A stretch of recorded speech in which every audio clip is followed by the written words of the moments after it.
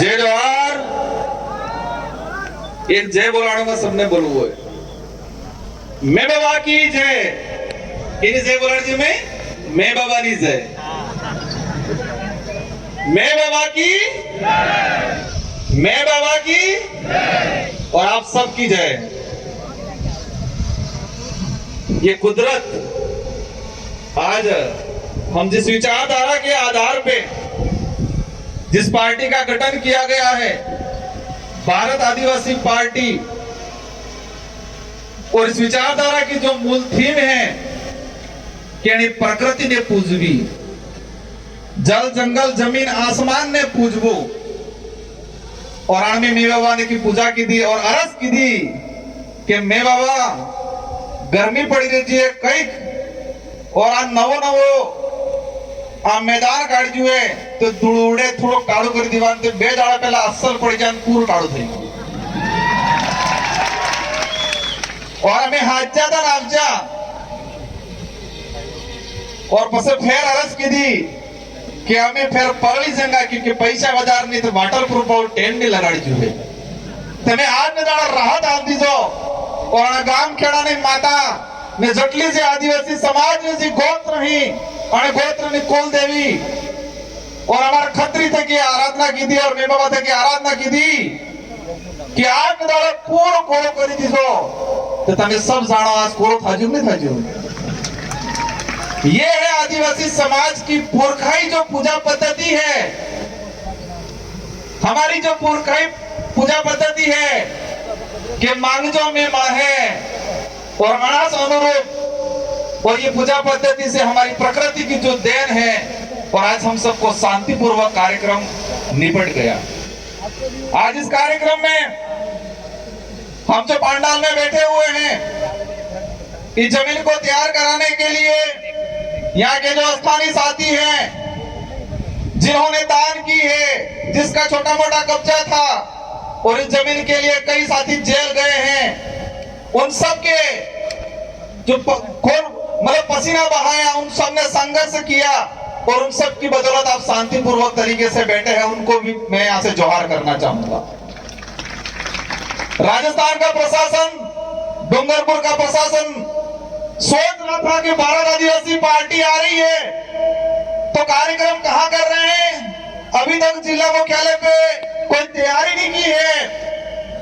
और 3 दिन पहले प्रशासन को पता चलता है कि आदिवासी प्रेरणा स्थल बनाया गया है 84 विधानसभा क्षेत्र के अंदर, और आदिवासी प्रेरणा स्थल पर पूरे देश के आदिवासियों को आमंत्रित किया गया है। ये 4 दिन पहले पता चला प्रशासन को, और ये गांव के साथी, ये ब्लॉक के साथी, उनकी मेहरबानी।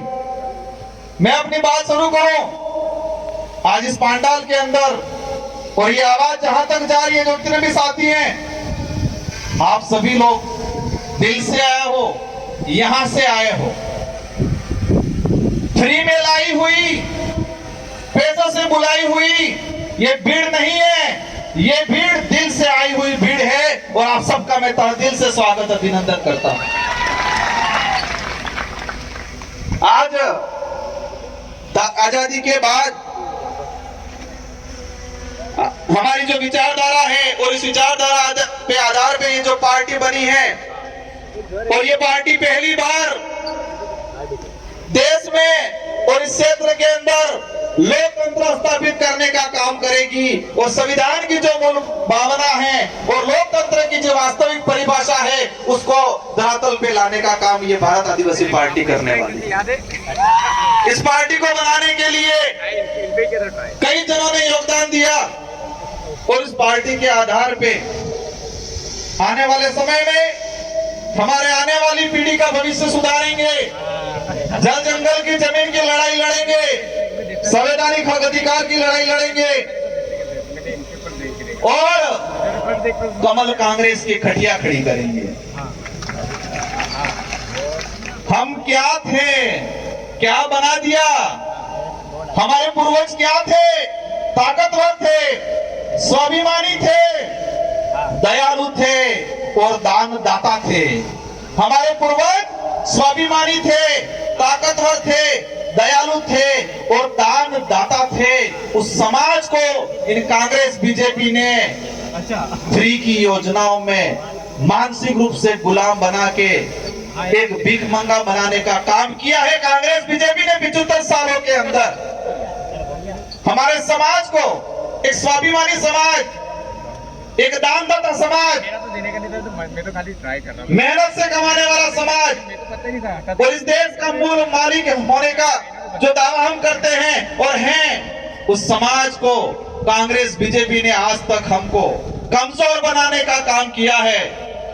आज ये जो पार्टी बनी है, इस पार्टी आने वाले समय में राजस्थान की सरकार कौन होगी, मध्य प्रदेश की सरकार कौन होगी, महाराष्ट्र की सरकार कौन होगी, ये तय करने का काम करेगी ये भारत आदिवासी पार्टी। कांग्रेस वाले कहते हैं, बड़े बड़े लॉलीपॉप देते हैं। एक नारा लगाया था उन्होंने, क्या लगाया था? नफरत के बाजार में मोहब्बत की दुकान खोलने आए हैं। क्या लगाया था? नफरत के बाजार में मोहब्बत की दुकान खोलने आए हैं। मैं कहता हूं, नफरत के बाजार में स्वाभिमान की दुकान खोलने आएगी भारत आदिवासी पार्टी, क्योंकि मोहब्बत वाले धोखा बहुत जल्दी देते हैं।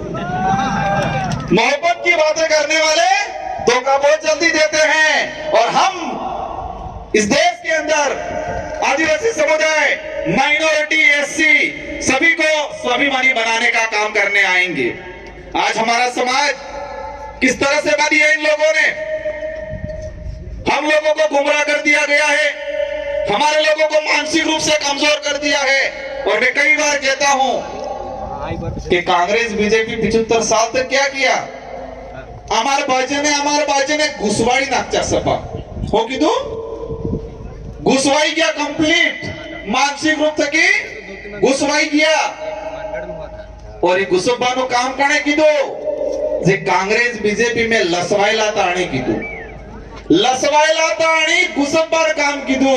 और ये विचारधारा जे घुसवायला ही आनंद चेतन थावानो काम कराड़ेगा, आनंद सावधान रहवानो काम कराड़ेगा, आनंद जागवानो काम कराड़ेगा।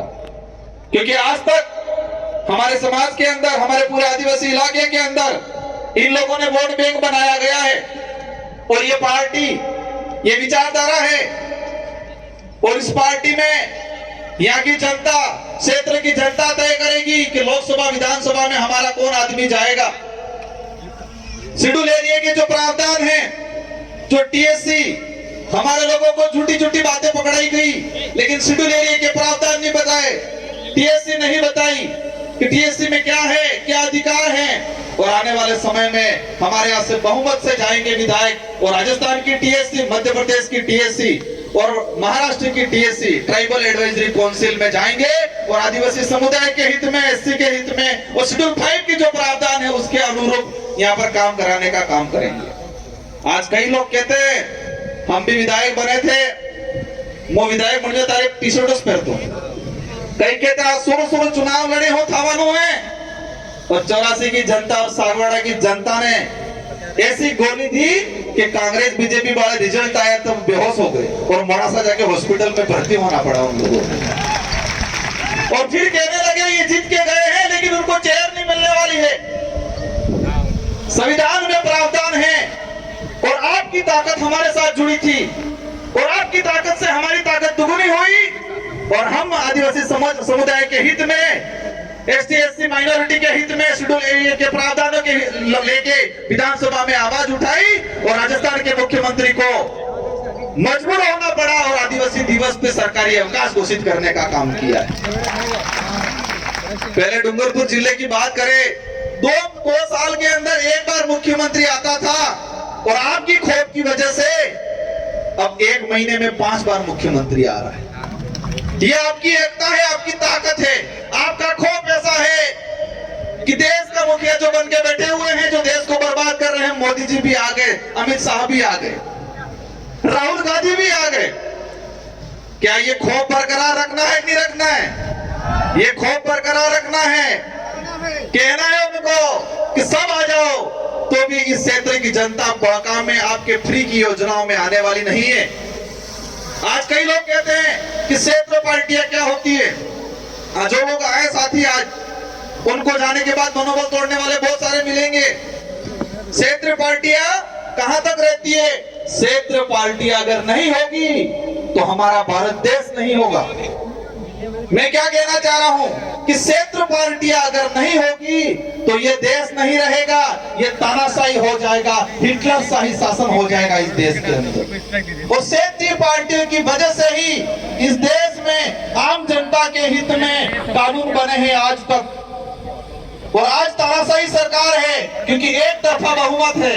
आप सबको अवगत करा देना चाह रहा हूं कि यूपीए की सरकार बनी 2004 के अंदर, सेकंड यूपीए की सरकार बनी 2008 में। और देश के अंदर जो आम जनता के हित में जो कानून बना है, जो कांग्रेस आज उसके आधार पे वोट मांगती है, कहती है कि रोजगार गारंटी हम लाएं, सूचना का अधिकार हम लाएं, खाद्य सुरक्षा अधिनियम हम लाएं, वो झूठा दावा करती है। उसका इतिहास बताऊंगा इस मंच के माध्यम से।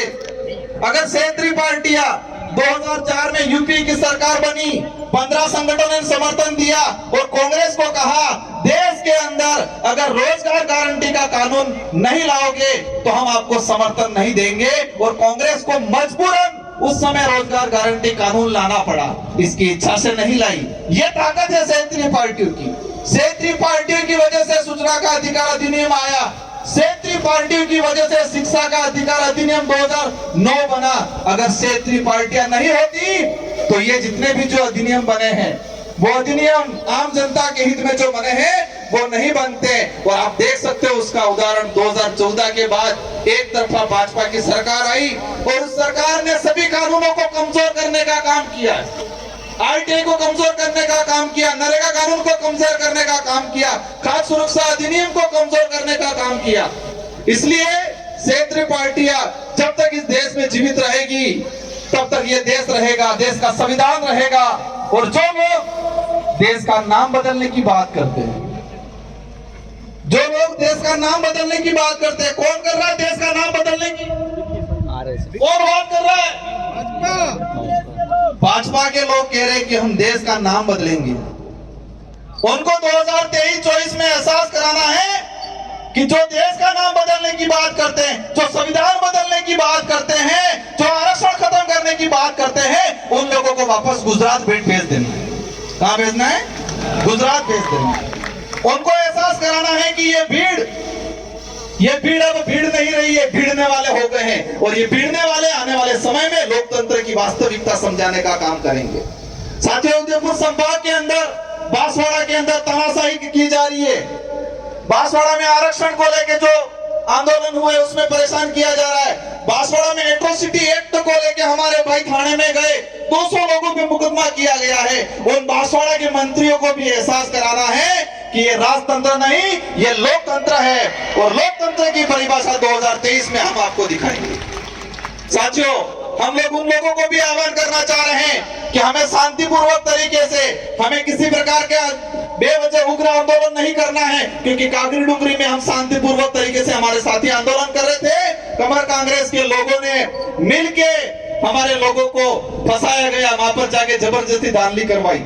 साथियों, इस मंच के माध्यम से कुछ मीणा भाई आए हैं, उन मीणा भाइयों को कहना चाहूंगा, और जो नहीं आए हैं मेरे वीडियो के माध्यम से कहना चाहूंगा कि मीणा भाई अगर जितने सक्षम हैं, इतने अगर बिल सक्षम होते तो पूरे देश में राजनीतिक रूप से हम एकजुटता दिखा के पूरे देश पे राज करते। मीणा भाइयों के पास जितनी सुविधा है, मीणा भाई जितने सक्षम हैं, अगर इतने सक्षम हम होते तो राजनीतिक रूप से पूरे देश पे हम लोग कब्जा करते और पूरे आदिवासी समुदाय का नेतृत्व करते, पूरे देश के आदिवासियों का नेतृत्व करते। तो मीणा भाइयों को विशेष कर कहना चाहूंगा कि आप लोग नेतृत्व करो और कांग्रेस बीजेपी का जो पजामा पकड़ रखा है उस पजामे को छोड़ो। आदिवासी समाज के लेके काम करना है तो कांग्रेस बीजेपी का पजामा छोड़ो। काफी वक्त है मेरे से, आज भी हमारा राष्ट्रीय अध्यक्ष बोलना बाकी है, इन सबको आपको सुनना है। और हम सबको मिलजुल के आने वाले समय में इस क्षेत्र से कमल कांग्रेस को उखाड़ फेंकना है। हमारे यहाँ हमारी माताएं बहनें भी आई हुई हैं, इन माताओं बहनों को कहना चाहूंगा मैं, हम लोगों को किस तरह बनाया गया है, किस तरह किस कंडीशन में ले आए हैं ये लोग, हम लोग कौन थे। मैं एक उदाहरण के माध्यम से कहना चाहूंगा।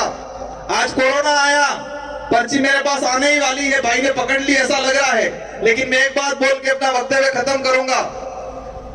माउंट आबू और सिरोही, जहां पर सड़क पे बंदर रहते हैं, बांद्रा, और जो मादाएं थी उसी कोरोना के काल के कुछ समय पहले बच्चों का जन्म दिया, और उनको जो फ्री में जितने यात्री जा रहे थे वो सारे यात्री नारियल देते, कोई रोटी देता, तो सारे के सारे जो बंदर थे वो जंगल का खाना भूल गए, उनकी ताकत को भूल गए, और जो फ्री का मिल रहा था उसी को खाना लग गए। जब कोरोना काल आया, कोरोना काल आने के बाद वहां पर यात्री जाना बंद हो गए, और यात्री जाना बंद हो गए तो फ्री का खाना पहुंचना बंद हो गया। जंगल में बहुत कुछ खाने का था, फल फ्रूट्स थे, लेकिन उनकी ताकत भूल गए थे वो। और उस दौरान बांद्रा अड़ा रोड माथे दाढ़ी करता रोए था, छोटे छोटे बच्चे रोते बंदरों के, और कई बंदर मर गए उस दौरान। और यही काम इसी तरह कांग्रेस बीजेपी के लोगों ने हमारे समाज को बना दिया है। हमको जमीन का हक चाहिए, हमको आरक्षण चाहिए, हमको संवैधानिक जो प्रावधान है वो चाहिए। आपके फ्री की 5 रुपए 10 रुपए की थैली नहीं चाहिए, ये बोलना है कमल कांग्रेस को, लोगों को। हमें आत्मनिर्भर बनाना है। कांग्रेस बीजेपी ने हमको परजीवी बनाया है, दूसरों पे निर्भर बनाया है, और ये विचारधारा, भारत आदिवासी पार्टी की विचारधारा इस समाज को आत्मनिर्भर बनाएगी, खुद के पैरों पे खड़ा होने के लिए तैयार करने का काम करेगी। और आप सब एकजुट रहे, एकता दिखाए, और आने वाले समय में पूरे देश के अंदर इस भारत आदिवासी पार्टी का बहुमत बनेगा, और हमारे लोग चुन के जाएंगे। और अभी तो विधानसभा में आवाज उठी है, आने वाले समय में इस विचारधारा का आदमी लोकसभा में भी जाएगा, और लोकसभा में भी आदिवासी परिवार, इस समाज की जो विचारधारा है वो विचारधारा की आवाज गूंजेगी। इन्हीं शब्दों के साथ विशेषकर हमारे जो ये साथी है, जितने जो वक्ता हैं, सारे वक्ताओं की जो बातें हैं वो बातें सुन के जानी है, और जितने भी साथी आए हैं सबको शांतिपूर्वक तरीके से जाना है। और जो जो बातें आपने सुनी है, इन बातों को यहाँ गार्ड बांध लेना है, यहाँ गार्ड बांध लेना है। ये गार्ड कार्य सुड़वी है, बोटन दाड़े कई आंदोलन में जो एकता राखवी है, एकता राखवी है, पर एकता राखवी क्या रही है इसने खबर है। एकता रखनी है, और एकता विशेषकर चुनाव के वक्त रखनी है। और इस देश के संविधान के अनुरूप हमारे देश को चलाने के लिए प्रत्येक 18 साल के ऊपर वाले व्यक्ति को एक चाबी दी गई है। 18 साल से ऊपर वाले प्रत्येक व्यक्ति को एक चाबी दी गई है, और वो है मतदान। ते मतदान नहीं करवो, इन्हें उपयोग करवो है, मत का अधिकार है हमारा। और ये वोट वाली जी चाबी है, ये लोकतंत्र की कुंजी है। और एकता कब रखनी है, ये चाबी लगाने के वक्त एकता रखनी है।